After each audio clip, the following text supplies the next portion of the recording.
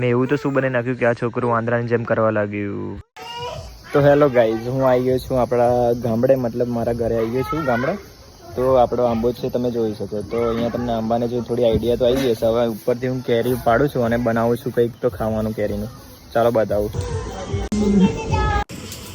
જોઈ શકો, પથ્થર મારવાની જરૂર નથી કેરીને. આપણી ઘેર આંબો એટલો જોરદાર છે કે ભાઈ નીચે જ કેરીઓ આપે છે. ચાલો એક તોડી લઈએ, બીજી બી તોડી લઈએ, ત્રીજી બી તોડી લઈએ. તમારી જિંદગી જેમ તગારા જેવી થઈ ગઈ છે એમ મેં કેરી પણ તગારામાં નાખીને પછી કાપી નાખીને પછી એના ટુકડા કરી નાખ્યા. પછી અંદર મસાલો એડ કરી દીધો. પછી જલ્દી એને મસાલામાં મિક્સ કરી નાખી, પછી ખાઈ નાખી.